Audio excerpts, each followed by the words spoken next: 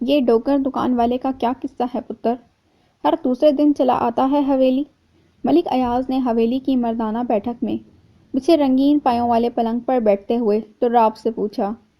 دراب ملک ایک جسیم، دراز قامت اور سخت تیور رکھنے والا مرد تھا۔ وہ موڑھے پر ٹکا کوئلوں کی انگیٹھی پر ہاتھ سیک رہا تھا۔ اوہ ابا جی، اس ڈوگر کے تخم کو تو میں اچھی طرح سمجھ لوں گا۔ آپ فکر نہ کریں۔ او شیرے، ذرا بلا کے لا اس سورمے کو۔ اس کی ایک للکار پر غنڈہ صورت رحیم شہیم ادھیڑ عمر شیرہ لبکا آیا تھا۔ جی چھوٹے ملک جی، ابھی لایا۔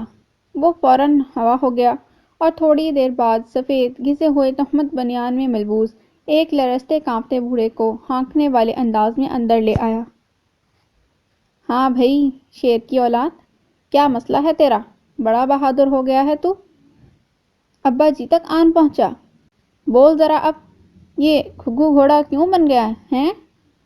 دراب مونچھوں کو بل دیتے ہوئے اس کے سامنے آ گیا۔ ملک جی، ہم نمک خوار ہیں آپ کے۔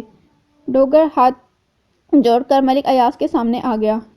پچھلے سال اپنی وڈی کاکی کے وقت کے لیے 4 ایکڑ زمین رہن رکھوائی تھی، تنخواہ 30,000 روپے کے حساب سے۔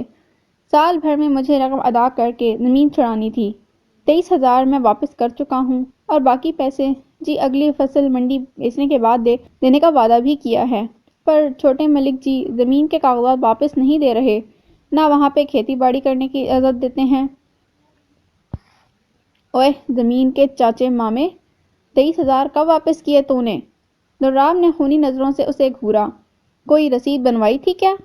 ویسے بھی تو نے سال بھر کی ضمانت پر پیسے لیے تھے، اب 1.25 سال بیت چکا ہے، لہذا زمین میری ہوئی۔ میں نے جی 23,000 11ویں مہینے میں لا کر آپ کے ہاتھ پر رکھ دیے تھے جی۔ ڈوگر نے تڑپ کر تصحیح کی۔ اگر گنے کی فصل کٹ جاتی تو اب تک منڈی بیچ کر باقی رقم بھی ادا کر چکا ہوتا۔ آپ مجھے صرف 1.5 مہینے کی مہلت اور دے دیں۔ وہ عاجزی سے بولا۔ مجھے جھوٹا کہتا ہے تو 2 آنے کا مال بیچنے والا؟ کون گواہ ہے اس بات کا؟ تیرا پھپھڑ؟ تمسخر، رعونت اور خشونت کا ہر عکس دراب کے لب و لہجے سے نمایاں تھا۔ ملک ایاز خاموشی سے تماشا دیکھ رہے تھے، جیسے صورتحال سے کچھ سروکار نہ ہو۔ آپ بھلے سے قرآن کی قسم دوا لیں ملک جی، میں سچ کہتا ہوں، میں نے آپ کو پیسے واپس کیے تھے۔ ڈوگر کا لہجہ رونے والا ہو گیا۔ یہ سکندر باؤ بھی اس وقت موجود تھا، بے شک اس سے پوچھ لیں۔ کیوں بھئی سکندر، کیا ڈوگر صحیح کہہ رہا ہے؟ ملک ایاز نے سپاٹ لہجے میں کونے میں بیٹھے زرعی اجناس کا حساب کتاب کرتے سکندر کو مخاطب کیا۔ وہ چونک کر رجسٹر بند کر کے متوجہ ہوا۔ جی ہاں، اس نے یقین بھری متانت سے جواب دیا۔ ڈوگر 23,000 روپے چھوٹے مالک کو واپس کر چکا ہے، میں گواہ ہوں اس بات کا۔ ہر چند کہ سکندر کو دراب کی انگارے برساتی نظریں جسم میں پیوست ہوتی محسوس ہو رہی تھیں، مگر وہ اصولی طور پر مظلوم ڈوگر کا ساتھ دینے کا ارادہ کر چکا تھا۔ وہ جانتا تھا دراب چکر چلا کے اصل میں ڈوگر کی 4 ایکڑ زمین ہضم کرنا چاہتا تھا، وہی ملکوں کی ازلی ہوس جہاں گیری، زمینیں بڑھانے اور اس کے بلبوتے پر شان بنانے کا جنون۔ ڈوگر کی کل 6 ایکڑ کی زمین تھی، جو عین نہر کے کنارے پر تھی۔ پانی کھلا ملتا تھا، سو زمین دوسروں کے مقابلے میں دگنی فصل دیتی تھی۔ جیسا تو ہمارا نوکر ہے، ویسا ہی یہ تیرا سکندر باؤ ٹھہرا۔ کوئی معتبر گواہی ہو تو بات بھی آگے بڑھے۔ چل اب پھٹا کھا، ورنہ علاقے کے تھانے دار کو بلا کے اندر کروا دوں گا۔ وہ اکثر نیاز مندی کے لیے ہماری حویلی کے چکر کاٹتا ہے، ایک اشارے پر سلاخوں کے پیچھے تیرا مقبرہ بنا دے گا۔ دراب نے بیک وقت سکندر اور ڈوگر کو دیکھتے ہوئے حقارت و نفرت سے سر جھٹکا۔ چھوٹے ملک جی، میرے چٹے سر کی ہی لاج رکھ لیں، میں تو جی برباد ہو جاؤں گا۔ میری دوسری کاکی بھی جوان ہو گئی ہے، اگلے سال اسے بیاہنا ہے، زمین نہیں ہوگی تو دال روٹی کیسے چلے گی؟ 6 میں سے 4 ایکڑ آپ نے رکھ لیے ہیں، 2 سے گھر کا نمک پانی مشکل سے چلتا ہے، دکان کا تو بس نام ہی نام ہے، چھوٹا سا کھوکا ہے، میرا اتنا ٹبر کھانے والا ہے۔ ڈوگر دہائی دینے لگا۔ مگر اس کا گڑگڑانا بھی کام نہیں آیا۔ دوراب کے شفاف چہرے پر نرمی کے کوئی آثار نہیں تھے۔ چل جا اب، سر نہ کھا میرا، پھر آ جانا، دیکھتے ہیں تمہارے معاملے کو بھی۔ ملک ایاز اسے جھڑکتے ہوئے اندر زنان خانے میں چلے گئے۔ ڈوگر شیرے کے اشارے پر بوجھل اور مایوس قدموں سے اس کے ساتھ کمرے سے باہر نکل آیا۔ تمہیں دن میں کم از کم 10 مرتبہ دل میں دہرانا چاہیے کہ تم ایک پرچون فروش باپ اور بھگوڑی ماں کی اولاد ہو، جسے رحم دلی اور اعلیٰ ظرفی کا عظیم مظاہرہ کرتے ہوئے ابا جی نے کھانے پینے اور پہننے اوڑھنے کا خرچہ برداشت کر کے یہاں تک پہنچایا۔ ہماری اس دریا دلی اور احسان کے عوض تمہیں اپنی کھال کی جوتی بنا کر بھی ہماری خدمت میں پیش کرنی پڑے تو ایسا ضرور کرنا چاہیے۔ مگر تم ہمارے ہی منہ کو آ رہے ہو، اپنی حیثیت دکھانا چاہتے ہو۔ دوراب نے غصے سے اسے گھورا، جو اتنا کچھ سن لینے کے بعد بھی سمندر کی طرح پرسکون اور خاموش تھا۔ مجھے کسی کے یاد دلائے بغیر بھی اپنی حیثیت اور اہمیت یاد رہتی ہے۔ آپ کیوں روزانہ زحمت کرتے ہیں؟ پورا گاؤں جانتا ہے میں ماسی برکتے کا یتیم و یسیر بھتیجا ہوں، حویلی والوں کا خادم ہوں۔ وہ رجسٹر پر سر جھکائے نارمل آواز میں گویا ہوا۔ پھر اس معمولی دکاندار کے لیے کیوں ہمدردی امڑ رہی ہے؟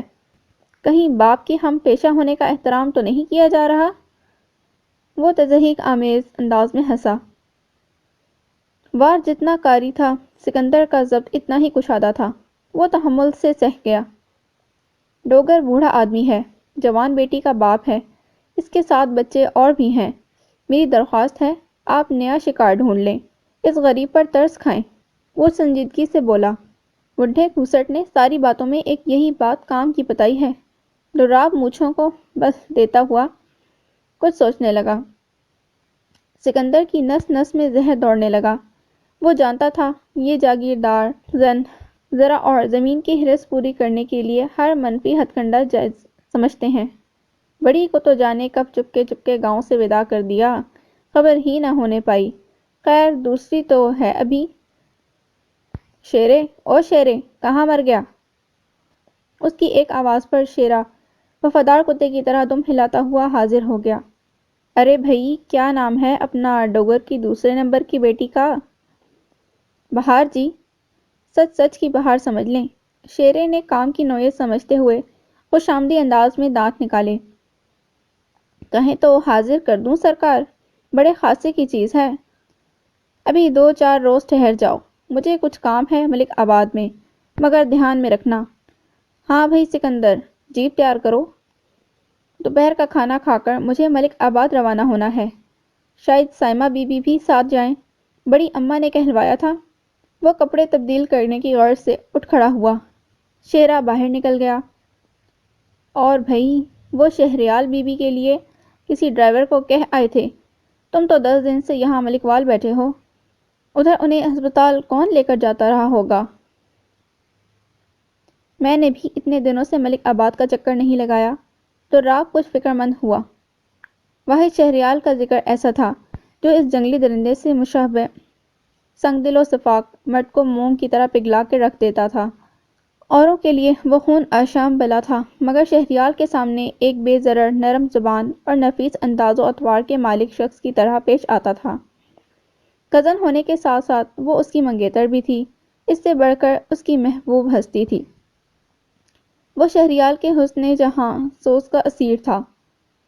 سکندر نے رجسٹر رکھ کر دوراب کے ہاتھ سے جیپ کی چابی لے لی۔ جی ہاں، میں نے فتح محمد کی ڈیوٹی لگا دی تھی۔ کھانا کھا کر وہ لوگ چل پڑے۔ سائمہ بھی سیاہ چادر میں لپٹی ان کے ہمراہ تھی۔ سکندر بڑے مستعد و مگن انداز میں ڈرائیونگ کر رہا تھا، چہرے پر ایک خوبصورت سا رنگین تاثر پھیلا ہوا تھا۔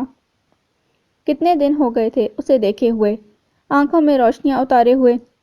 اس کو روبرو دیکھنے کا تصور اس کے قلب و جان میں توانائیاں بھر رہا تھا۔ اس نے غیر ارادی طور پر سپیڈ تیز کر دی۔ توبہ توبہ، کس قدر المناک اینڈ تھا۔ مجھے تو ویسے ہی سمندر سے بہت خوف آتا ہے، اب جانے کب تک راتوں کو ڈراؤنے خواب آتے رہیں گے۔ ویسے فلم بنانے والے کی مہارت اور کاوش کو نہ ماننا زیادتی ہوگی، بلکہ حقیقت کا رنگ بھر دیا تھا کہانی میں۔ جیا کرسی گھسیٹ کر بیٹھی ہوئی باقاعدہ کانپ رہی تھی۔ ان کے دل سے ابھی تک فلم کی وحشت ختم نہیں ہوئی تھی۔ محراب کل واپس کراچی جا رہا تھا۔ حسب وعدہ آج بچوں کو ٹائٹینک مووی دکھانے میلوڈی سنیما لایا تھا۔ فلم کے بعد وہ لوگ اسی مارکیٹ کے ایک اوپن ایئر ریسٹورنٹ میں چلے آئے تھے۔ پاس ہی برٹش کونسل لائبریری تھی۔ زرلالہ نے اس کی ممبرشپ لے رکھی تھی۔ اب آ ہی گئے ہیں تو میں ایک دو بک ایشو کروا لوں۔ وہ 5 منٹ کا کہہ کر لائبریری میں گھس گئی تھی۔ باقی لوگ ریسٹورنٹ میں بیٹھے سیخ کباب، ٹکے اور کولڈ ڈرنکس کا لطف لے رہے تھے۔ کیا یہ ریئل سٹوری ہے جگا؟ علی نے حیرت سے سوالات کا آغاز کیا۔ کیا سچ مچ کوئی ایسا شپ ڈوبا تھا سمندر میں؟ ہاں بیٹے، سمندر کی تاریخ میں انسانی جانوں کے ضیاع کا یہ عظیم ترین سانحہ تھا، جس میں 100 سے زائد افراد بیک وقت ڈوب کر ہلاک ہو گئے تھے۔ بڑا واویلا مچا تھا عالمی سطح پر۔ جیا سارا کو گود میں بٹھائے سیخ کباب کے پیس کھلا رہی تھیں۔ میں نے کہیں پڑھا تھا جیا کہ ٹائٹینک جیسے جہاز کی بربادی سے قدرت کو یہ سبق سکھانا مقصود تھا کہ ناقابل تسخیر صرف اور صرف اللہ کی ذات ہے۔ محراب پلیٹ میں کیچپ نکالنے لگا۔ جہاز بنانے والی کمپنی نے دعویٰ کیا تھا کہ even God can not destroy it. اسی زعم میں تو انہوں نے جہاز کے پہلے سفر میں صرف 20 لائف بوٹس کو کافی سمجھا تھا، حالانکہ یہ محض 30% افراد کی ضرورت پوری کر سکتی تھیں۔ دنیا کے سب سے بڑے، سب سے محفوظ اور ناقابل تسخیر جہاز کی تباہی نے خدائی کا دعویٰ کرنے والی طاقتوں پر یہ ثابت کر دیا کہ قدرت کی کاریگری کے آگے ان کی مثال خس و خاشاک میں گویا ایک بے بس تنکے سے زیادہ نہیں ہے۔ محراب کی گفتگو جاری تھی جب زرلالہ کتابیں ہاتھ میں لیے واپس آ گئی۔ کتنے فرعون آئے اور کتنے چلے گئے، مگر قدرت کا کارخانہ اسی آن بان سے اپنی ڈگر پر چل رہا ہے۔ اسے کوئی تبدیل نہ کر سکا اور نہ کر سکے گا۔ حقیقی سپر پاور خدائے واحد کی ذات ہے۔ پتہ نہیں انسانوں کو یہ بات سمجھنے میں کتنا عرصہ لگے گا، یا ہو سکتا ہے جب اقتدار اور اختیار کے نشے میں چور سامراجی طاقتوں کو ہوش آئے تب تک یہ زندگی موت کا کھیل ہی ختم ہو چکا ہو۔ جیا نے ٹھنڈی سانس لی، پھر زرلالہ کی طرف متوجہ ہو گئی۔ بیٹے جلدی سے شروع ہو جاؤ، ٹکے اور کباب ٹھنڈے ہو گئے تو خاک مزہ دیں گے۔ میں لے رہی ہوں جیا، وہ پلیٹ پر سر جھکائے آہستگی سے گویا ہوئی۔ آپ کل چلے جائیں گے محراب انکل؟ ولی نے افسردگی سے پوچھا۔ ہاں، مگر آپ اتنے اداس کیوں ہو رہے ہیں؟ محراب نے اس کے سنہرے سیب کی طرح چمکتے نرم گال تھپتھپائے۔ جائیں گے تو لوٹ کر بھی آئیں گے، اور اس بار تو پورے 2 ہفتے آپ کے ساتھ رہا ہوں۔ کتنا کہا تھا تمہارے بابا نے کہ تم چاہو تو ان کے محکمے میں جاب حاصل کر سکتے ہو، مگر تمہیں مچھلیوں کا عشق چڑھا ہوا تھا۔ جیا جل کر بولی۔ بیٹے کی جدائی کے دن قریب آتے ہی ان کا دل بیٹھنے لگتا تھا۔ محراب نے بے اختیار ٹھکا لگایا۔ یہ تو بڑی بے ضرر مخلوق ہوتی ہے جیا۔ وہ ہنسا۔ مگر شارک اور ویل مچھلی تو انسانوں کو کھا جاتی ہے۔ علی نے جیسے پتے کی بات بتائی۔ ہاں، محراب چونک کر ہنسا اور ایک تھپ علی کے رسید کی۔ معاف کرنا بھائی، ہم بھول گئے افلاطون کے جد امجد ہمارے قریب بیٹھے ہیں۔ مگر ڈالفن بہت اچھی ہوتی ہے، بالکل ہماری سارا کی طرح۔ محراب نے سارا کو جیا کی گود سے گھسیٹ لیا۔ وہ برے برے منہ بنا کر اس خطاب پر ناراضگی کا اظہار کرنے لگی۔ جی نہیں، میں نہیں ہوں ڈالفن۔ اب بننا پڑے گا، محراب انکل نے کہہ دیا ہے، ولی مسرت سے بولا۔ محراب انکل، سارا بسوڑنے لگی۔ محراب اسے پیار سے سمجھانے لگا۔ بھئی ڈالفن تو اتنی پیاری ہوتی ہے، اور بچوں کی تو پکی پکی فرینڈ ہوتی ہے۔ انہیں مزے مزے کے تماشے دکھاتی ہے، چھلانگیں مارتی ہے، اور عقل مند بھی بہت ہوتی ہے۔ اب میں ڈالفن فش ہوں تو ولی مگرمچھ ہے پھر، سارا نے جیسے اعلان کیا۔ اور علی بھائی؟ وہ کوئی مناسب خطاب سوچنے لگی۔ ہاں ہاں، انہیں بھی تو سی اینیمل بناؤں نا اب۔ ولی کو تاؤ آ گیا۔ چلو دریائی گھوڑا کہہ لو، پھر ولی نے خود ہی خالی جگہ پر کر دی۔ انکل، علی ولی کے حملے کو نظر انداز کرتے ہوئے کسی گہری سوچ میں ڈوب گیا۔ کیا پانی میں بھی گھوڑے ہوتے ہیں؟ میں نے تو کبھی نہیں دیکھے۔ بھئی وہ خشکی والے گھوڑے تھوڑی ہوتے ہیں، یہ تو ایک سمندری جانور کا نام ہے، اور نام تو کچھ بھی رکھا جا سکتا ہے، ولی نے لاپرواہی سے کہا۔ جیسا ماما نے ہمارا ایک نام رکھا ہوا ہے، اسے میں اسی نام سے پکارتی ہیں، بدتمیز بچے۔ ولی نے مزید اضافہ کیا اور سب کے ساتھ زرلالہ کو بھی ہنسی آ گئی۔ بہت شرارتی ہو گئے ہو تم۔ واپسی پر وہ لوگ تھوڑی دیر کے لیے پلے لینڈ گئے۔ رات کے 9 بجے گھر لوٹے۔ بچے تھکن سے چور ہو چکے تھے، آتے ہی سو گئے۔ جیا اور زرلالہ عشاء کی نماز پڑھنے لگیں۔ جیا نماز کے بعد روزانہ 2 گھنٹے تک وظیفہ کرتی تھیں، سو انہیں وہیں جائے نماز پر چھوڑ کر زرلالہ کچن میں آ گئی۔ کام کرنے والی ماسی ان کی واپسی کے ساتھ ہی اپنے گھر روانہ ہو گئی تھی۔ اسے دوپہر اور رات کے کھانے، کپڑوں کی دھلائی اور صفائی ستھرائی کے لیے رکھا تھا۔ صبح 11 بجے سے رات کے کھانے تک اس کی ڈیوٹی ہوتی تھی، بعد میں وہ واپس چلی جاتی تھی۔ صبح کا ناشتہ زرلالہ خود تیار کرتی تھیں۔ وہ چائے کا پانی رکھتے ہوئے ناشتے کے لیے ابھی سے چیزیں سوچنے لگی۔ بچے تو عموماً بریڈ اور جام مکھن ہی لیتے تھے، البتہ مہراب خوش خوراک تھا، اس لیے جیا اس کی آمد پر کھانے کا خصوصی اہتمام کرتی تھی۔ میرا خیال ہے کل کے لیے انڈوں کا حلوہ، پوری چھولے اور پراٹھے ٹھیک رہیں گے۔ زرلالہ دل میں حساب لگانے لگی، پھر اوپر کی کیبنٹ سے چنوں کا پیکٹ اتارنے لگی۔ ابھی سے بھگو کے رکھ دینے چاہیے، اس نے سوچا۔ 1 کپ چائے مل سکتی ہے؟ اس وقت سفید آرام دہ شلوار قمیض میں ملبوس مہراب اندر داخل ہوا۔ جی میں بنا رہی ہوں۔ وہ احتیاط سے پیکٹ نکال کر کاؤنٹر پر رکھنے لگی۔ 2 کپ چنے ناپ کر اس نے ایک تسلے میں ڈالے اور پھر بیسن میں رکھ کر اندر پانی ڈالنے لگی۔ مہراب کچن میں پڑے اسٹول پر ٹک گیا۔ وہ محو سے اس کی مصروفیت کا انداز دیکھ رہا تھا۔ زرلالہ اس وقت سرخ ویلوٹ کے گرم سوٹ میں ملبوس تھی۔ لباس آتشی رنگ کے اس کے چہرے پر دہکتے ہوئے عکس اجاگر کر رہا تھا۔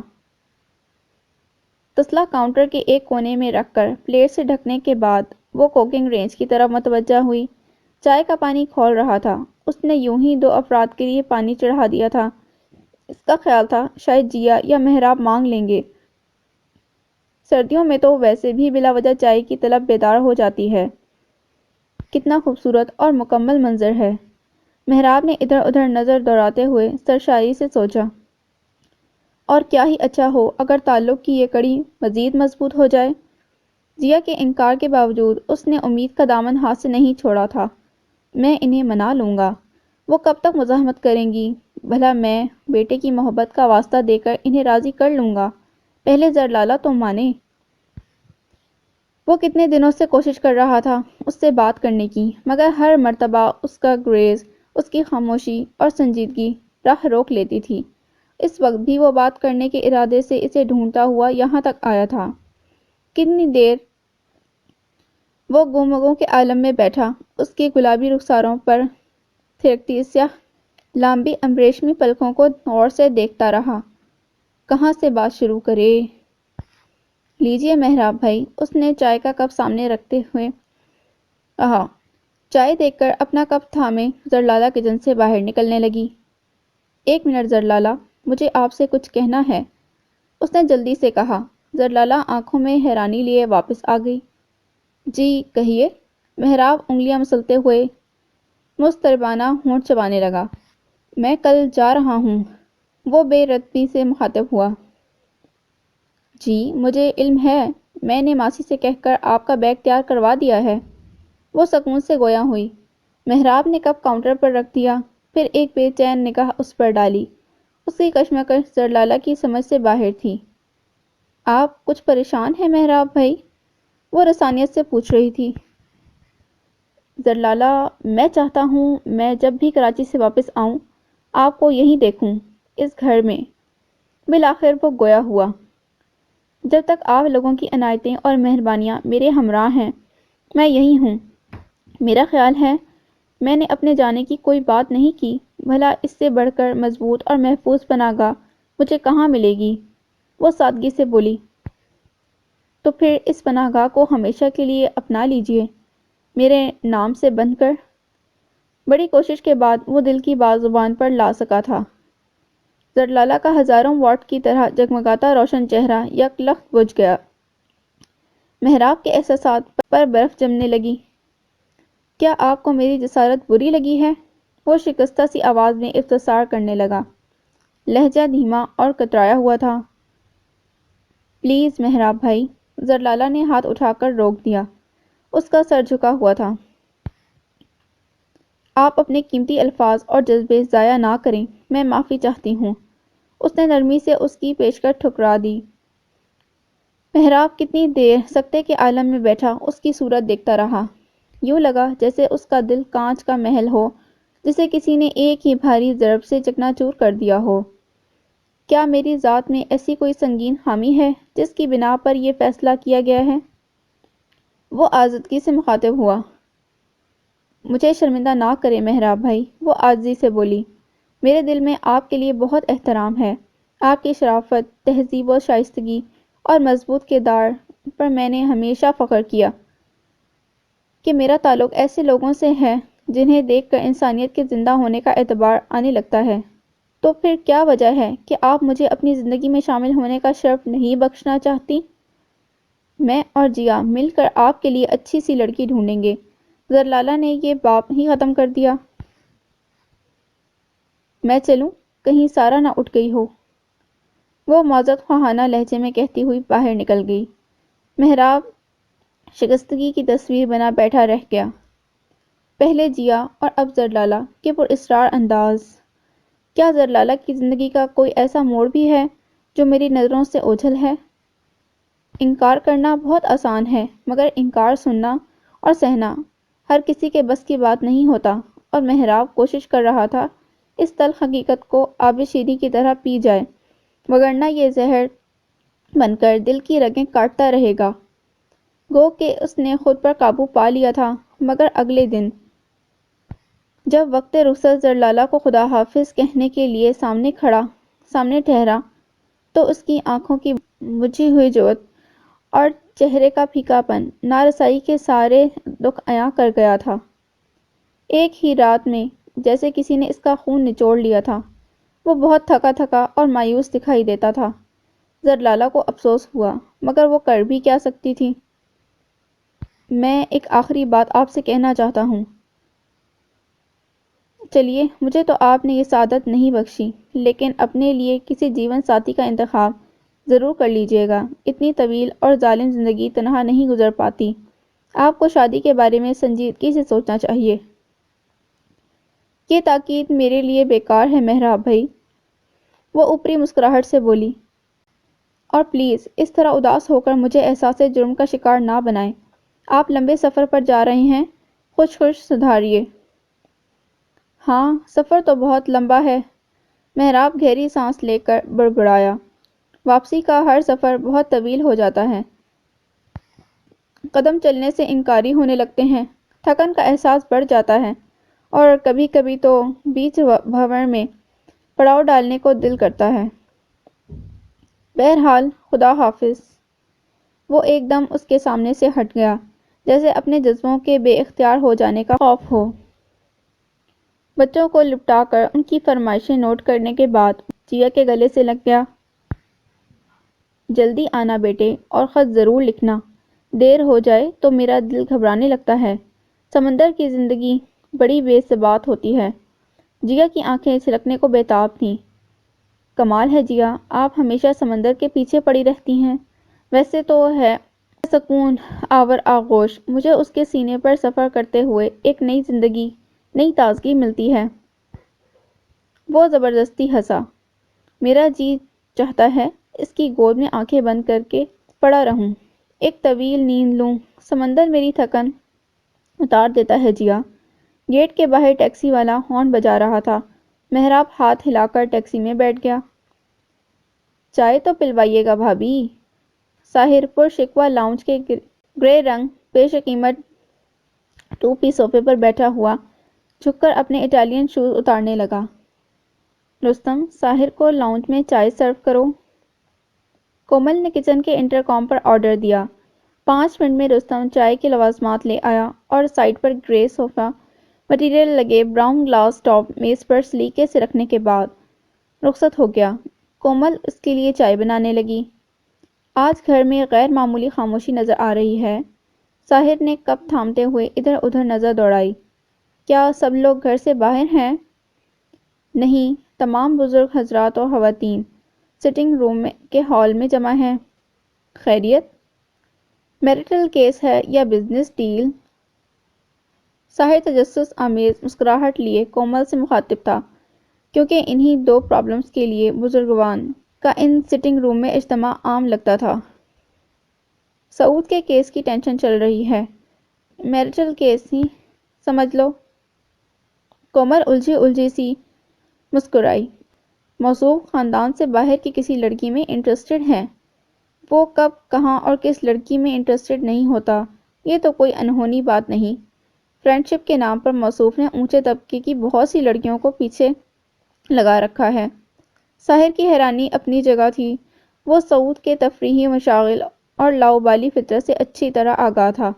ملک ہاؤس کا ہر فرد اپنی تفریحات اور معمولات کے لیے آزاد تھا۔ کسی پر کوئی روک ٹوک نہیں تھی۔ جیسا چاہے لائف سٹائل سیٹ کر سکتا تھا۔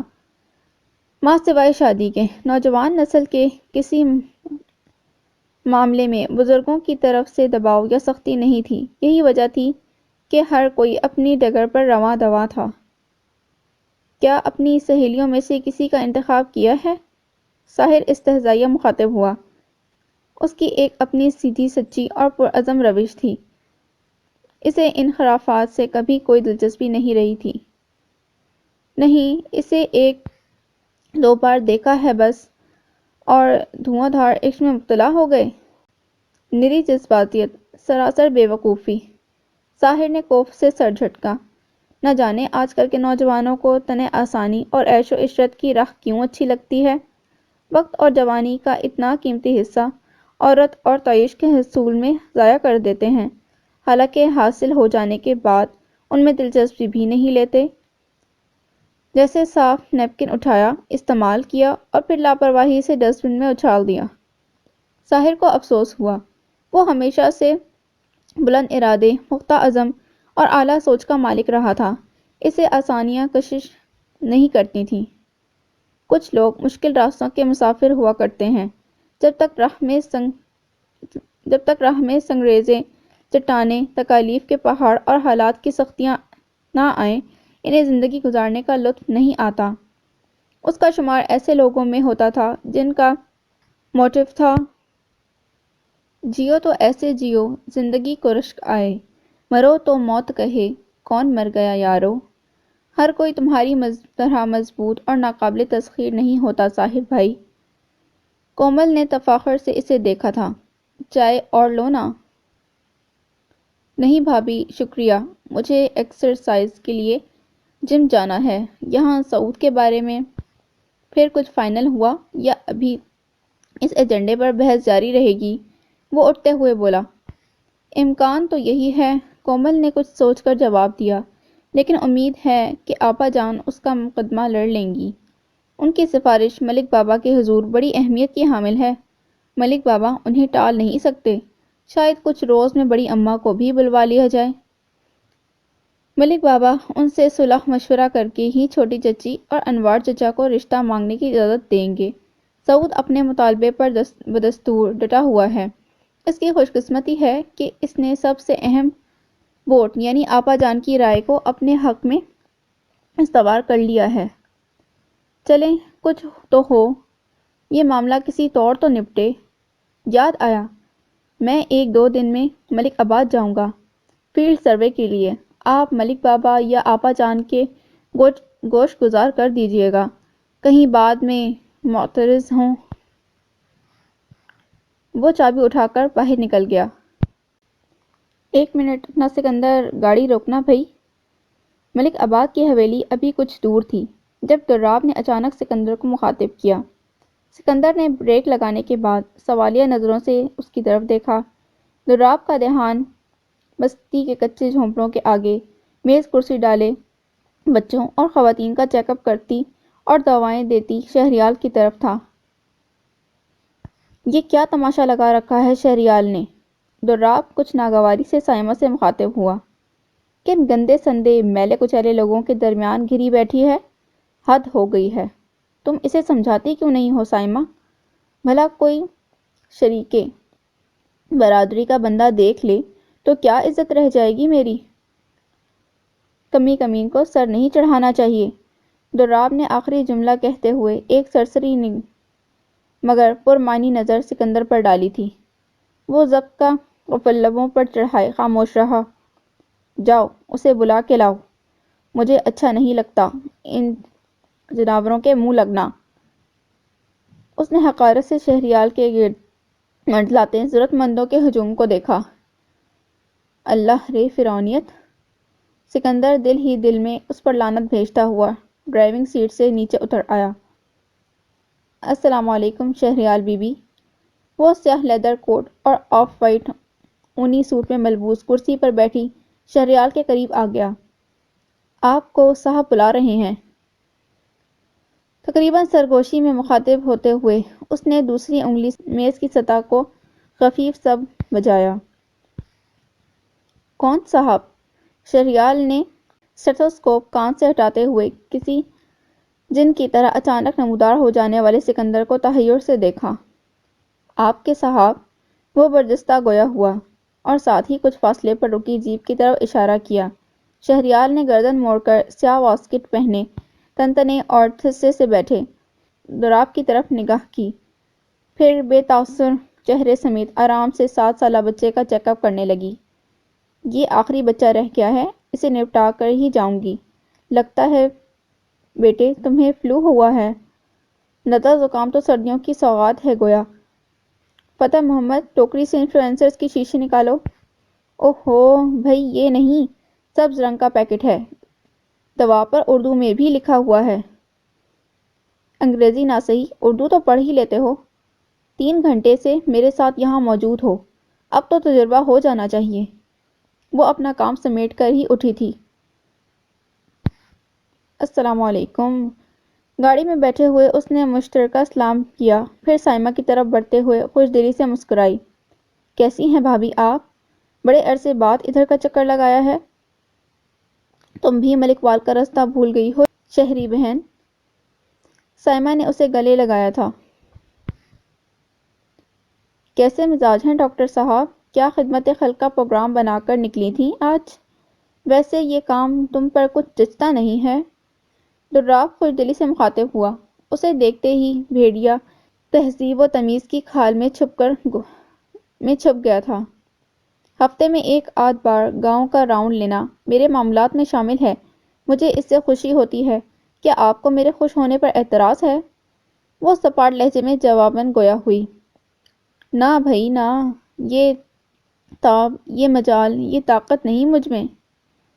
دراب خوش بیانی اور خوش ذوقی کی بہترین مثال بنا ہوا تھا۔ لیکن دیکھو نا، ہر بندے کو نیکی راس نہیں آتی۔ یہ فقٹے منگتے ازل کے بھوکے ننگے یہ کیا جانے سیر شکمی اور دوا داروں کو؟ انہیں ولایتی دوائیں کہاں ہضم ہوں گی، الٹے پیٹ خراب ہو جائیں گے۔ وہ ایک محاورہ ہے نا، نیکی برباد گناہ لازم۔ وہ بھونڈے پن سے ہنسا۔ سکندر کے تن بدن میں آگ لگ گئی۔ دراب کے چہرے اور لفظوں سے برستا تکبر اور گھمنڈ اس کی رذیل فطرت کی عکاسی کر رہا تھا۔ شہریال نے برہم و ناپسندیدہ نگاہ دراب پر ڈالی اور پھر لب بھینچ کر سامنے دیکھنے لگی۔ تم کہو تو تمہاری ٹیکسلا ہیڈ کوارٹرز ہاسپٹل میں ڈیوٹی لگوا دوں؟ اسلام آباد تو یہاں سے بہت دور پڑتا ہے، روز کی تھکان مفت کی۔ شہریال نے اس کی خیر خواہانہ پیشکش مسترد کر دی۔ نہیں، مجھے سفر کر کے تھکنا اچھا لگتا ہے، وہ سرد لہجے میں بولی۔ دراب کان کھجا کر رہ گیا۔ وہ کسی بہانے اس شہزادیوں کا سا طمطراق اور رسوت و جلالت رکھنے والی لڑکی کے دل میں اترنا چاہتا تھا، مگر ہنوز دلی دو راست والی بات تھی۔ اس پر کسی رویے، نظریے یا بات کا اثر ہی نہیں ہوتا تھا۔ کسی پرشکوہ سے محل کی طرح خاموش، جامد اور سپاٹ رہتی تھی، اپنی ذات کے گرد ایسی حد فاصل قائم کر رکھی تھی کہ عبور کرنے والا روب و جلال اور شاہانہ دبدبے کے آگے بے بس ہو جاتا تھا۔ حویلی پہنچتے ہی وہ اپنے کمرے میں غائب ہو گئی تھی۔ سکندر، دراب بھائی کب جائیں گے واپس؟ موقع پاتے ہی سائمہ نے رازداری سے استفسار کیا۔ خبر نہیں، سکندر کو واقعی کوئی اطلاع نہیں تھی۔ توبہ، مجھے تو حویلی میں ان کی موجودگی کے دوران بخار چڑھ جاتا ہے۔ خیر، جب یہ چلے جائیں تو مجھے زمینوں کی سیر کروانا۔ جی اچھا، اب تم ادھر ہی رہو گے نا؟ سائمہ نے امید بھری نظروں سے اسے دیکھا۔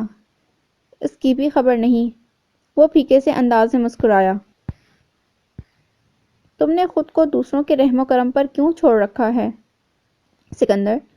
سائمہ نے ایک لمحے کو بغور اسے دیکھا۔ نہیں جی، ایسی کوئی بات نہیں، اس نے ٹالا۔ وہ یہاں سے جانا چاہتا تھا اور سائمہ بہانے سے روکنے کے اسباب کر رہی تھی۔ سکندر کو اس کی روبرو بڑی الجھن بلکہ گھبراہٹ ہوتی تھی۔ سچی بات تو یہ تھی کہ وہ اس کا سامنا کرنے سے کتراتا تھا۔ اس کی عجیب و غریب حسرت زدہ نظریں، منتشر حواس، بفرے ہوئے تشنہ جذبات اور لہجے کی کاٹدار تلخی سکندر کو امتحان میں ڈال دیتی تھی۔ اسے کچھ اچھا نہیں لگتا تھا، سائمہ کا انداز بھی، لیکن بہرحال وہ ایک معمولی خادم تھا اور حاکموں کے اشارے پر چلنے کا پابند تھا۔ دراب کی وجہ سے آج ملازمین نے شام کی چائے پر معمول سے زیادہ اہتمام کیا تھا۔ یہاں زنانہ مردانہ حصوں کی تقسیم نہیں تھی کیونکہ اتنی سرگرمیاں نہیں ہوتی تھیں۔ چھوٹا سا بستی نما گاؤں تھا، پسماندگی اور غربت کی تہوں میں ڈوبا ہوا۔ کوئی آتا بھی تو کھڑے کھڑے پھاٹک پر نپٹا دیا جاتا تھا۔ اگر کوئی معزز شخصیت ہوتی تو حویلی کا ڈرائنگ روم کھلوا دیتے۔ دراب لباس بدل کر کھانے کی میز پر موجود تھا۔ وہ اس وقت کریم کلر کے 3 پیس سوٹ میں ملبوس تھا جو اس کے لمبے چوڑے گٹھے ہوئے تن و من جسم پر بہت جچ رہا تھا۔ وہ ایک دبنگ شخصیت کا مالک تھا، خصوصاً ملازمین اور محکوم دیہاتی اس کے آگے تھر تھر کانپتے تھے، اس کے غصے سے بری طرح خوفزدہ رہتے تھے۔ شہریال نہیں آئی؟ دراب نے سوالیہ نظروں سے سائمہ کو دیکھا۔ وہ اپنے کمرے میں فون پر کسی سے بات کر رہی ہے۔ اس نے اسلام آباد کی ایک ویلفیئر سوسائٹی جوائن کر لی ہے، اسی سلسلے میں مصروف رہتی ہے۔ جاؤ سکندر، اسے کہو چائے پر اس کا انتظار کر رہے ہیں۔ سائمہ نے وضاحت سے جواب دینے کے بعد اپنے بیگ میں الجھے سکندر کو حکم دیا۔ ویلفیئر سوسائٹی، ہا ہا ہا، دراب نے بے ساختہ قہقہ لگایا۔ کیسا کچا اور بچکانہ دماغ ہے اس لڑکی کا۔ چلو، ہمارے مال کی زکوٰۃ نکل جاتی ہے۔ خیر ہے، کر لے شوق پورا۔ دراب نے استہزائیہ شانے اچکائے۔ سکندر بیگ کی زپ کھلی چھوڑ کر شہریال کو بلانے چلا گیا۔ یس، دستک کی آواز پر شہریال کے مختصر جواب کے بعد سکندر اس کے کمرے میں داخل ہو گیا۔ اس نے ابھی فون رکھا تھا۔ وہ بیڈ کے سرہانے بیٹھی ہوئی تھی۔ کمرے میں میرون رنگ نمایاں تھا۔ پردے، قالین، بیڈ کور اور صوفہ چیئر ڈیپ میرون کلر کے تھے۔ اس کے پس منظر میں وہ سفید لباس پہنے بڑا انوکھا سا دلکش تاثر دے رہی تھی۔ چائے پر آپ کا انتظار ہو رہا ہے شہریال بی بی۔ بہت احتیاط سے ایک نظر دیکھ کر عکس دل میں محفوظ کرنے کے بعد سکندر کی نظریں جھک گئی تھیں۔ کون کون ہے ادھر؟ شہریال نے دوپٹہ شانوں پر سیٹ کرتے ہوئے بڑی لاپرواہی سے اس کی طرف دیکھ کر پوچھا۔ سائمہ بی بی اور چھوٹے ملک دراب صاحب۔ وہ آئینے کے سامنے کھڑی اپنے کندھوں تک آتے ترشے ہوئے خوبصورت سٹائل میں سیٹ کروائے بالوں میں پونی اڑستے ہوئے کچھ سوچنے لگی، پھر اس کی طرف مڑی۔ کیا میری چائے پر حاضری لازم ہے؟ سوال میں الجھن اور سوچ کا عکس نمایاں تھا۔ چھوٹے ملک تو ایسا ہی خیال کرتے ہیں، باقی میں کیا اور میری رائے کیا؟ وہ بدلی سے مسکرایا۔ وہ پھر سوچ کے شکنجے میں جکڑی گئی۔ اوکے، میں چلتی ہوں۔ وہ کھانے کے کمرے میں آ گئی۔ سکندر اس سے ایک قدم پیچھے چل رہا تھا۔ آؤ بھئی، بڑا انتظار کرایا۔ اسے دیکھتے ہی دراب کے چہرے پر تازگی اور چمک آ گئی تھی۔ سکندر، تم بھی آ جاؤ، چائے پیو ہمارے ساتھ۔ شہریال نے بیگ سے کتابیں نکالے الماری کے سامنے کھڑے سکندر کو دعوت دی۔ شکریہ شہریال بی بی، میری چائے فاطمہ لا رہی ہے، وہ عاجزانہ گویا ہوا۔ آ جاؤ بھئی، ہماری فیونسی بہت غریب پرور ہیں۔ دراب کاٹ دار انداز میں ہنسا۔ ویسے ہمارے ہاں ملازموں کے لیے علیحدہ پکتا ہے، ان کے لیے چائے پانی کا انتظام الگ کیا جاتا ہے، ان کی اوقات کے عین مطابق۔ خیر۔ دراب تیر چلا کر پھر انجان اور معصوم روپ دھار چکا تھا۔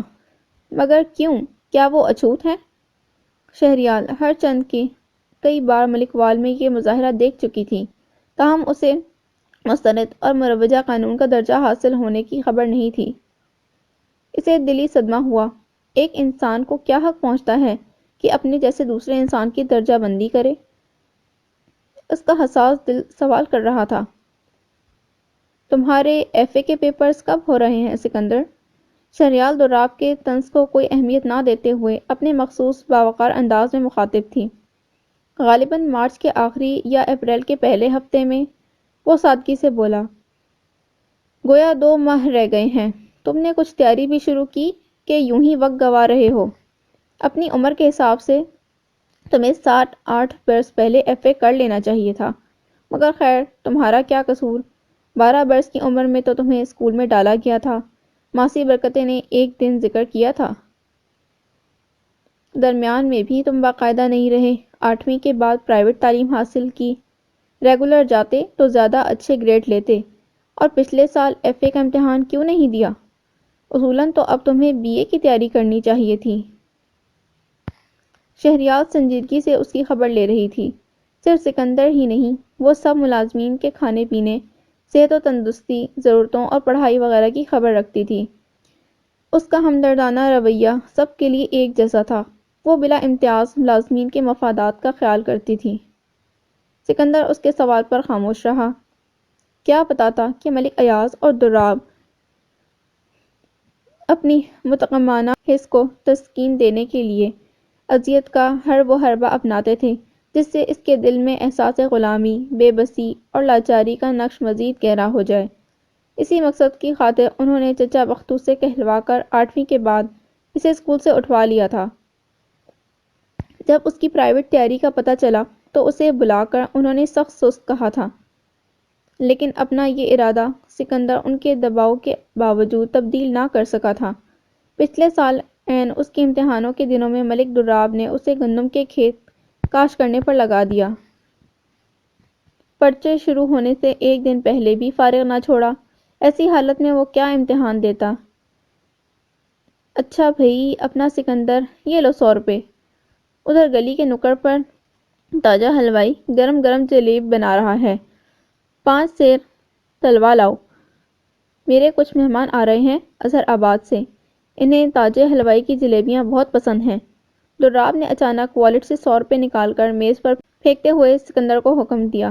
سکندر نے احساس ذلت کو دباتے ہوئے آہستگی سے پیسے لیے اور تعمیل کے لیے چلا گیا۔ شہریار سناٹے میں آ گئی۔ یہ کیا حرکت ہے دراب؟ آپ جان پوچھ کر ایک سلجھے ہوئے شریف اور ایماندار شخص کو ذلیل کر رہے ہیں۔ حویلی کے بڑے بڑے کام اس نے اپنے ذمے لے رکھے ہیں، بھرے گوداموں کی چابیاں اس کی تحویل میں دی جاتی ہیں، اجناس کے 20 ٹرک وہ منڈی لے جا کر دیتا ہے اور ایک ایک آنا واپس ملک بابا کے ہاتھ پر لا کر رکھتا ہے۔ اتنے ذمہ دار اور اہم بندے کو اپنے معمولی سے کام کے لیے خوار کر رہے ہیں۔ یہ کام کسی ملازم کا بچہ بھی کر سکتا تھا۔ اس کی جرح کا دراب پر کوئی اثر نہیں ہوا۔ وہ سکون سے ٹانگ پہ ٹانگ جما کر سگریٹ کے کش لینے لگا۔ میں اسے اس کی اوقات میں رکھنا جانتا ہوں۔ جب خادموں کا قد مالکوں کے برابر آنے لگے تو نیچے سے ان کے پاؤں کاٹ دینے چاہیے تاکہ وہ اپنی مرضی سے حرکت بھی نہ کر سکے اور مکمل طور پر مالکوں کے تابع رہیں۔ شہریار کا چہرہ غصے سے سرخ ہو گیا۔ وہ خود پر قابو پانے کی کوشش کرتے ہوئے اٹھ کر کمرے سے چلی گئی۔ دراب کے ہونٹوں پر بے رحم مسکراہٹ تیرنے لگی۔ اس نے دانستہ سکندر کی عزت نفس مجروح کر دی تھی۔ بھلا وہ کیسے برداشت کر سکتا تھا کہ اس کے علاوہ کوئی اور مرد شہریال کی توجہ کا مرکز بنے؟ شہریال جس طرح سکندر کے معاملات میں دلچسپی لے رہی تھی، اس نے دراب کو حسد میں مبتلا کر دیا تھا۔ یوں بھی وہ ایک خود پرست، آمر اور شقی القلب آدمی تھا۔ دوسروں کی ہدک اور تہذیب اسے مزہ دیتی تھی۔ ساحر کا کوئی اتا پتہ مل سکتا ہے؟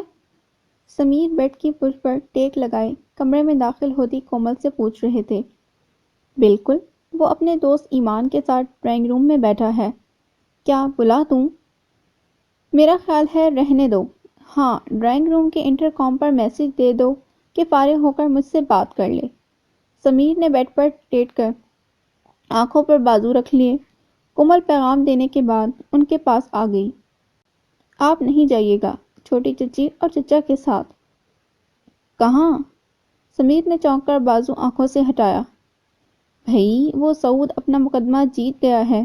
آپا جان کی زبردست وکالت اور دھمکی آمیز محبت نے بڑی اماں اور ملک بابا کو بات ماننے پر مجبور کر دیا ہے۔ آج شام وہ لوگ رشتہ لے کر جا رہے ہیں۔ بڑی اماں سے کب بات ہوئی اور کون کون جا رہا ہے؟ سمیر یہ سن کر اتنے متجسس اور متحیر تھے کہ بے اختیار ہی اٹھ بیٹھے۔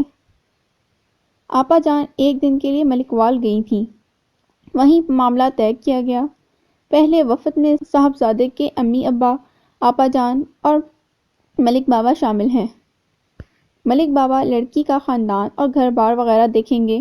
آپا جان کے عزائم خاصے خطرناک ہیں، وہ تو شاید پہلی دفعہ میں ہی شادی کی تاریخ بھی طے کر آئیں۔ کومل اپنے مخصوص شگفتہ و شاداب سحر کا کار انداز میں ہنسی۔ اوہ، تو نوبت بے این جا رسید۔ سمیر نے سر ہلا کر گہری سانس لی۔ بڑا ضدی اور ہٹیلا ہے یہ لڑکا، اپنی منوا کر دم لیتا ہے۔ خیر، ایک یہ کیا، ملک ہاؤس کے سارے ہی لڑکے ایک سے بڑھ کر ایک ہیں۔ اپنے ساحر کو لے لو، خواہ مخواہ ملک والوں سے دشمنی مول لینے کی چالیں کر رہا ہے۔ ایاز چچا اور دراب اس کا منصوبہ جان کر اس کے خون کے پیاسے ہو جائیں گے۔ وہ تو ویسے بھی ملک ہاؤس والوں سے پرخاش رکھتے ہیں، کبھی بھولے سے ادھر قدم نہیں رکھا۔ بڑی اماں بھی لامحالہ آپا جان کی کشش میں سال میں ایک آدھ بار ادھر کا چکر لگا لیتی ہیں۔ ایاز چچا کے بغض و عناد کا اس سے اندازہ لگا لو کہ شہریال اسلام آباد کے ہسپتال میں ہاؤس جاب کے لیے روزانہ 1.5-2 گھنٹے کا فاصلہ طے کر کے ملک آباد سے یہاں پہنچتی ہے۔ ان کو یہ تک گوارا نہیں کہ بچی ہاؤس جاب مکمل ہونے تک ملک ہاؤس میں قیام کر لے۔ خدا جانے نفرت کی یہ دیوار چین کب ٹوٹے گی۔ مجھے تو یوں لگتا ہے ساحر کا ماڈل کالونی بنانے کا پروجیکٹ دشمنی کی دبی ہوئی چنگاریوں کو بھڑکتے الاؤں میں تبدیل کر دے گا۔ ڈیڈی بھی ساحر کے اقدام سے پریشان اور بہت فکر مند تھے۔ ریلیکس، کومل نے ان کے شانے پر نرمی سے ہاتھ رکھا۔ ساحر کوئی بچہ نہیں ہے، وہ سوچ سمجھ کر ہی قدم اٹھائے گا۔ میں نے سنا ہے وہ ملک آباد جا رہا ہے فیلڈ سروے کے لیے۔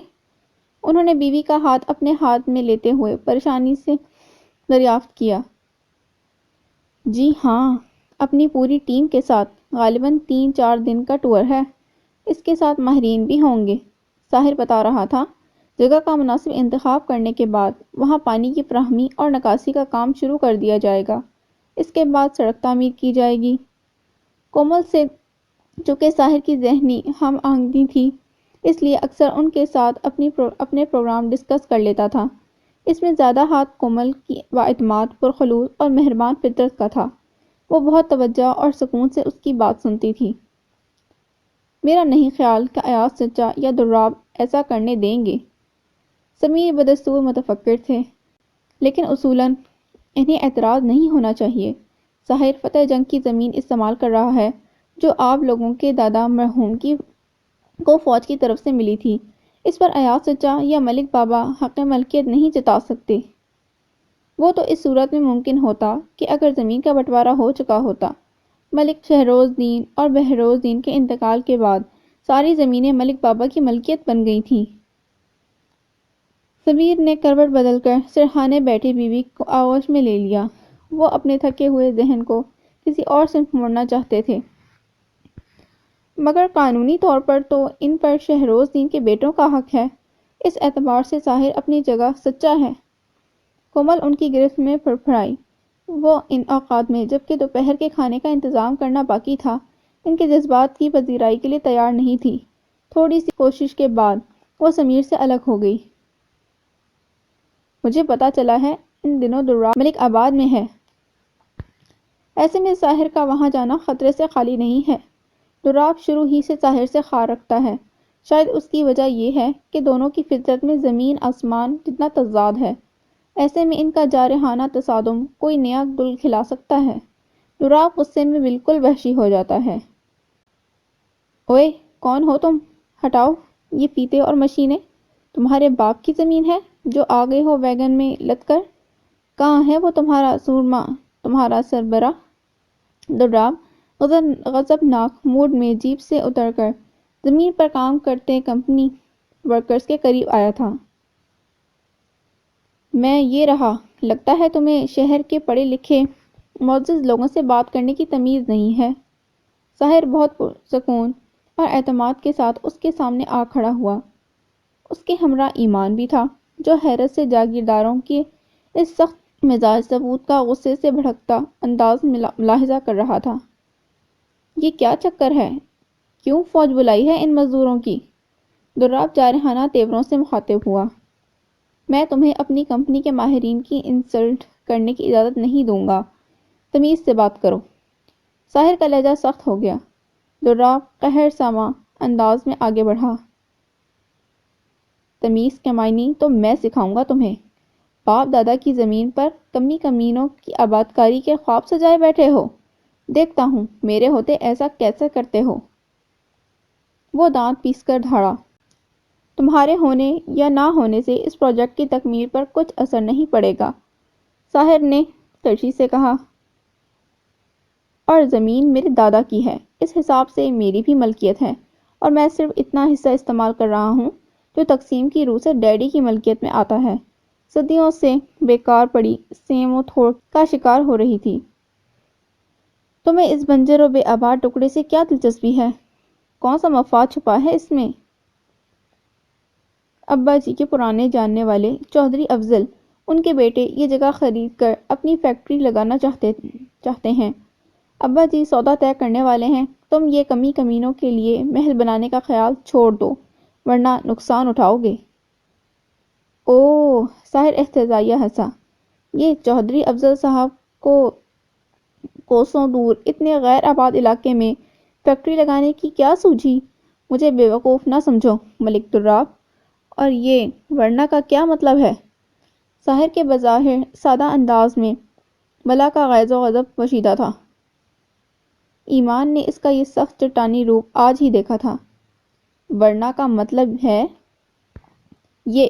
اچانک دراب نے ریوالور نکال لیا۔ جو زبان سے نہ سمجھے اسے گولی یا گالی ہی سمجھاتی ہے۔ گالی تو تم شہریوں کو سمجھ میں مشکل سے آتی ہے، لہٰذا اب گولی چلے گی۔ یہ بات ہے تو اپنا شوق پورا کر لو۔ وہ بے خطر بولا۔ آپ لوگ کیا کر رہے ہیں؟ ساحر پلیز تم تو ہوش میں آؤ۔ ایمان نے ان کے درمیان آنے کی کوشش کی۔ تم ایک طرف ہو جاؤ ایمان، میں اس کے فرعونی دماغ کا علاج کر کے رہوں گا۔ خاندان تو دونوں کا ایک ہے، یہ جرأت آزما سکتا ہے تو میں اس سے 2 ہاتھ آگے رہوں گا۔ یوں بھی جنگ کا آغاز اس کی طرف سے ہوا ہے۔ دیگر افراد اپنی اپنی جگہ سکتے کے عالم میں کھڑے بیروت کی اس ہولناک جنگ کا نظارہ کر رہے تھے، جو چند لمحوں میں بس چھڑنے ہی والی تھی۔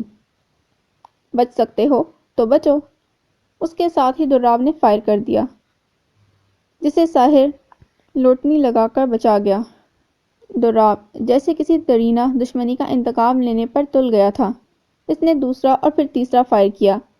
وہ اپنی جیپ کی آڑ میں خود کو محفوظ رکھے ہوئے تھا، جبکہ ساحر کھلے میدان میں تھا۔ تاہم تیسرے فائر کے ساتھ ہی اس نے ایک درخت کے پیچھے آڑ لے لی۔ یا خدا، یہ کیا ہو رہا ہے؟ ایمان کا دل پوری قوت سے دھڑک رہا تھا۔ کوشش کے باوجود اسے دونوں کے درمیان مصالحت کرانے کا کوئی طریقہ سجھائی نہیں دیا۔ پہلے تم اپنی نشانہ بازی کی حسرت پوری کر لو ملک دراب، پھر میری باری آئے گی۔ ساحر کے اعصاب بالکل پرسکون تھے اس کا لہجہ نڈر تھا، بلا شبہ اس کی دلیری قابل دید تھی۔ دراب کے چاروں نشانے خطا ہو گئے تھے۔ وہ اندھا دھند فائر کر رہا تھا۔ ظاہر ہوشیاری سے اسے ڈاج دے کر اس کی پشت پر پہنچنے کا ارادہ کر رہا تھا۔ وہ آہستہ آہستہ درخت سے پرے ہٹا اور پہلو کے بل رینگتے ہوئے جیپ کی طرف جانے کی کوشش کی۔ اسی لمحے ایک گولی اس کے سر سے آدھ انچ اوپر گزرتی ہوئی درخت کے تنے میں پیوست ہو گئی۔ یہ آپ کیا کر رہے ہیں؟ جانتے ہیں یہ توقیر ملک کی اولاد ہے۔ جاگیردار اپنا خون معاف نہیں کیا کرتے۔ اچانک، بہت اچانک امداد غیبی کے طور پر فائرنگ کی آواز سن کر ٹہلتا ہوا سکندر ادھر آ نکلا تھا۔ صورتحال کا اندازہ کرتے ہی اس نے مستعدی سے آواز پیدا کیے بغیر دبے پاؤں دراب کے پیچھے پہنچ کر اس سے ریوالور چھین لیا، جس میں ابھی 3 گولیاں باقی تھیں۔ تمہاری یہ جرت، پرچون فروش کی اولاد، میں تمہاری ایسی کی تیسی کر دوں گا۔ دراب گالیاں بکتا ہوا سکندر پر جھپٹا، مگر وہ اس میدان کا پرانا شہسوار تھا۔ جھکائی دے کر اس کا وار بچا گیا، پھر چیمبر کھول کر گولیاں نکالنے کے بعد ریوالور اسے واپس کر دیا، کیونکہ اب یہ بے ضرر ہو چکا تھا۔ تمہاری چمڑی ادھیڑ دوں گا، ایک معمولی نوکر کی یہ مجال؟ دراب کف اڑاتا ہوا اس کی طرف بڑھا۔ اس سے پہلے کہ سکندر اس کے عزائم سے خبردار ہوتا، دراب نے اچانک پوری قوت سے اس پر ریوالور کھینچ مارا۔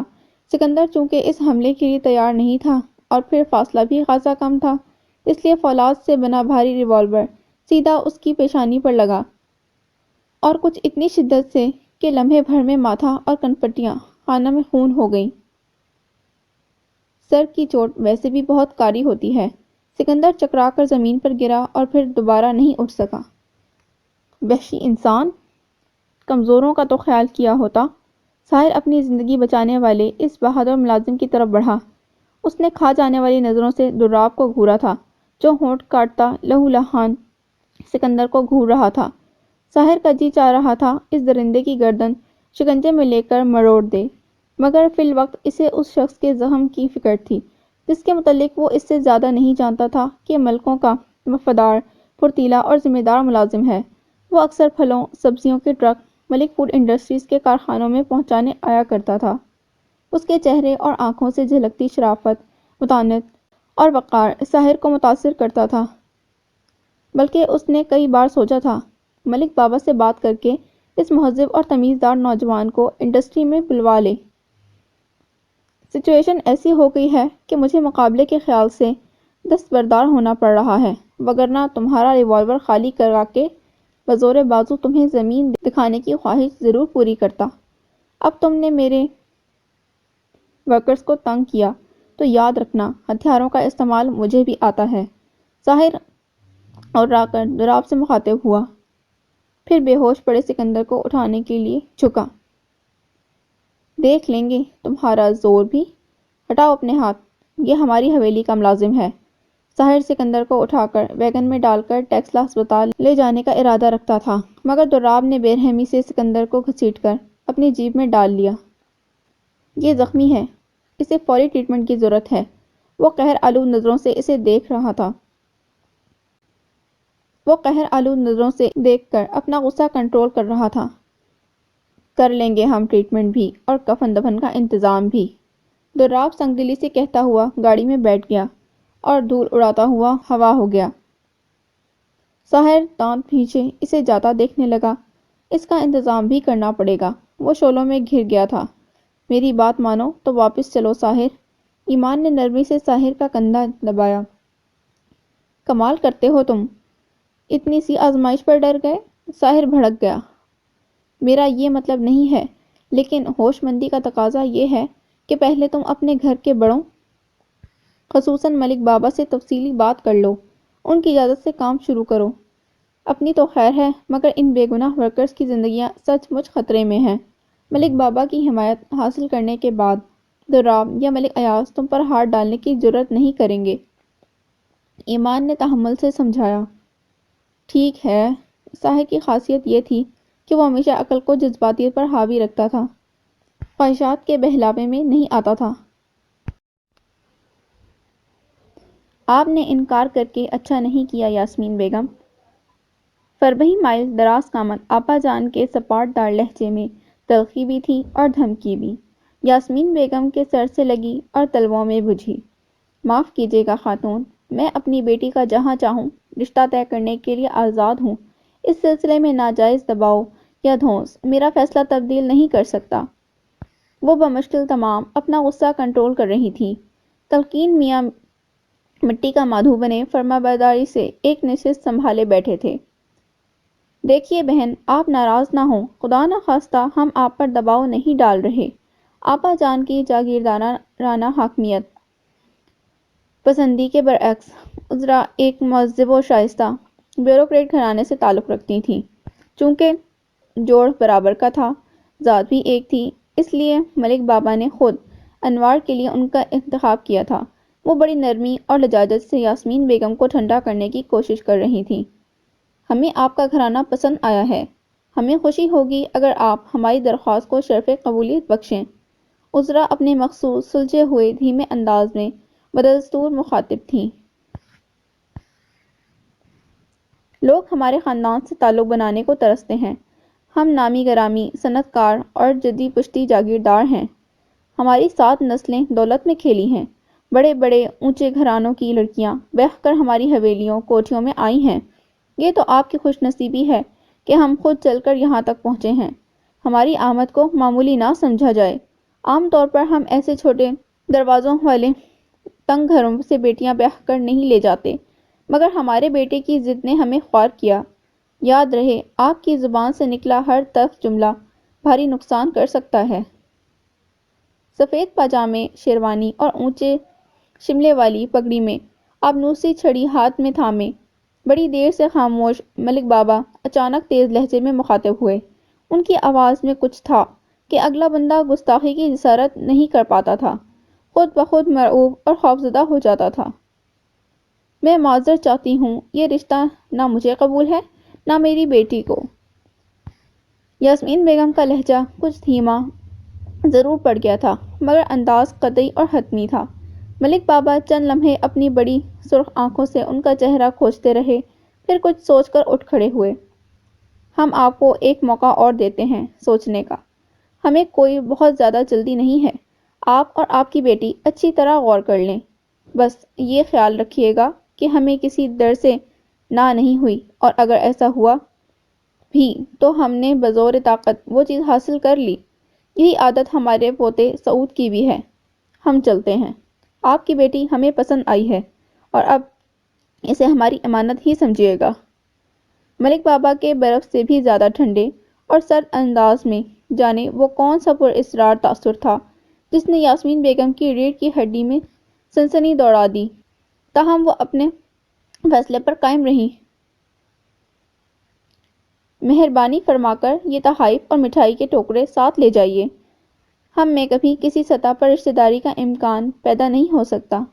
یاسمین بیگم نے طوعاً و کراہن رواداری سے آپا جان کو مخاطب کیا۔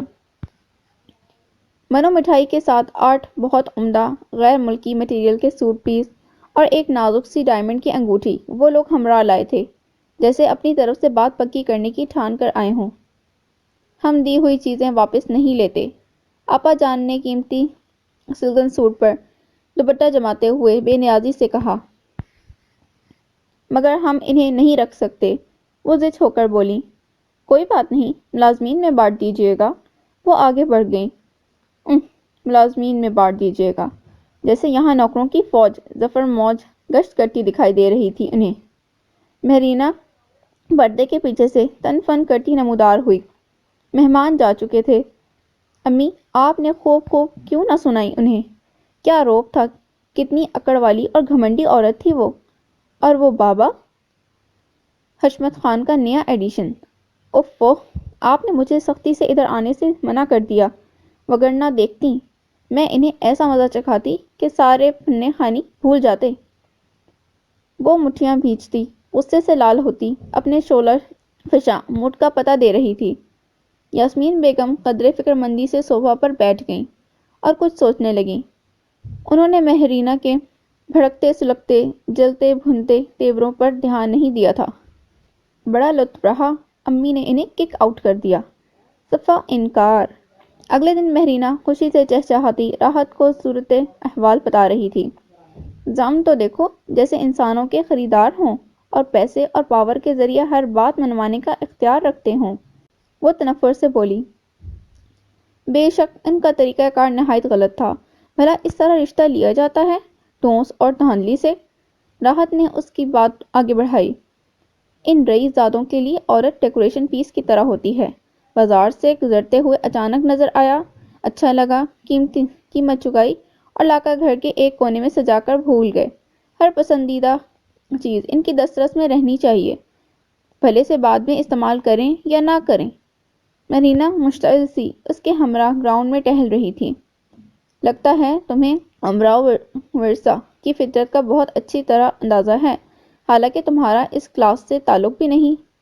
راحت نے ایک نظر اس کے تپتے ہوئے سرخ چہرے پر ڈالی۔ جغرافیہ کے پیریڈ کی بیل ہونے والی تھی۔ مہرینہ نے موضوع بدلتے ہوئے گھڑی دیکھی۔ میڈم نگین آئی ہیں یا چھٹی پر ہیں؟ توبہ کرو، وہ کہاں چھٹی کرتی ہیں؟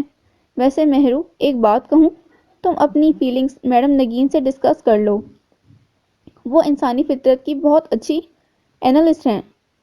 بوڑھے پروفیسر کی طرح ان کی سوچ رجعت پسندانہ، غیر فطری اور الجھاوے ڈالنے والی نہیں ہے۔ وہ آج میں زندہ رہنا پسند کرتی ہیں، ناقابل عمل اور روایتی مشورے نہیں دیتی۔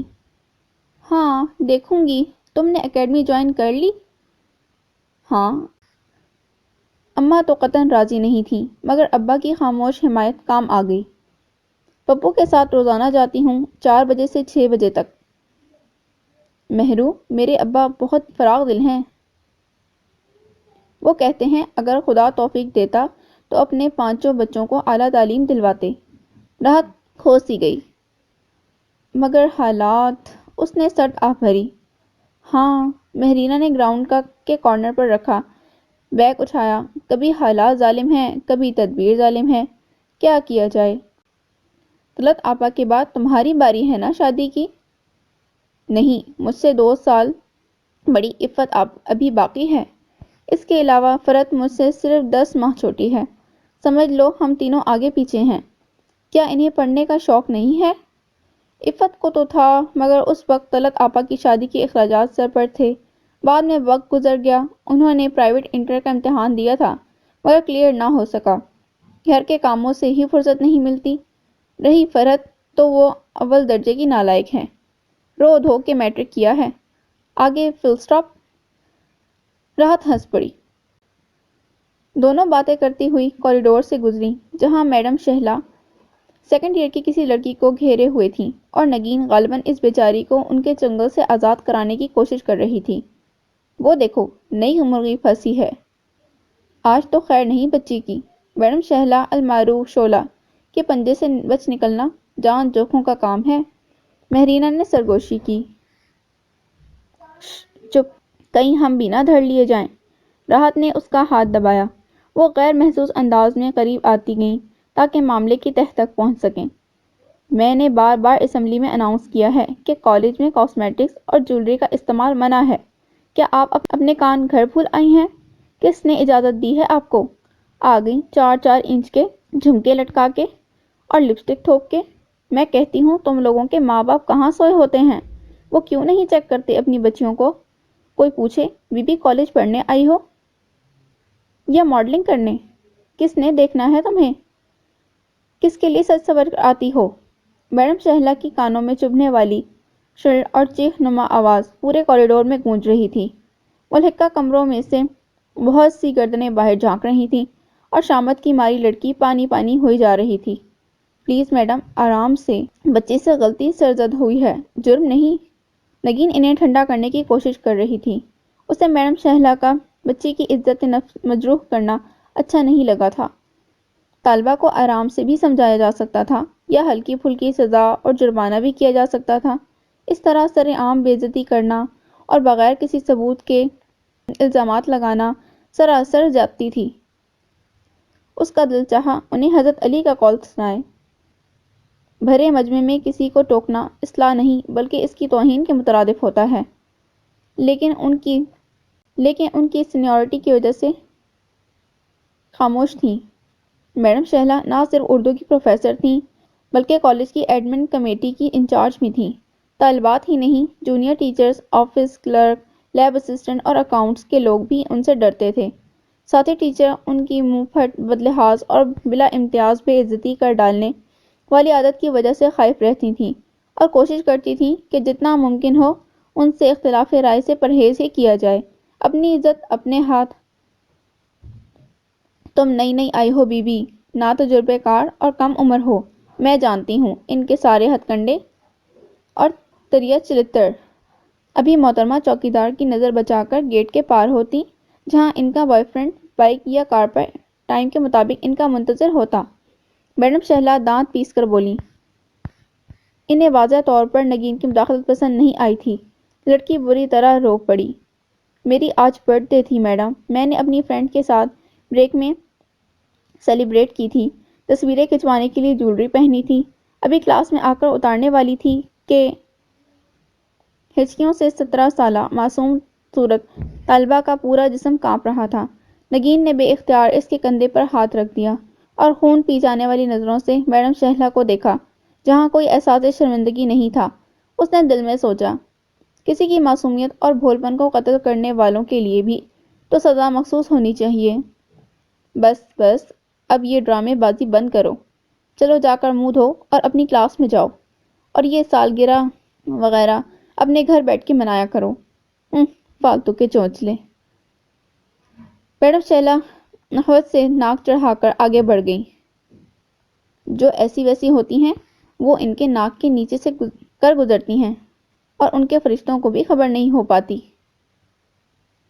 بے گناہوں کی مفت میں شامت آ جاتی ہے۔ دیکھ لو، جتنی پابندیاں آئے دن لگ رہی ہیں اتنا ہی فرار کے کیسز بڑھتے جا رہے ہیں۔ راحت منہ ہی منہ میں بدبدائی اور نگین کے قریب آ گئی جو پیار سے لڑکی کو سمجھا رہی تھی۔ جو بے قصور ہو اسے الزام دل پر طاری نہیں کرنا چاہیے۔ آپ یوں سمجھو جیسے کچھ ہوا ہی نہیں۔ جاؤ، شاباش، گڈ گرل۔ لڑکی سر ہلاتی تھینک یو میڈم کہہ کر چلی گئی۔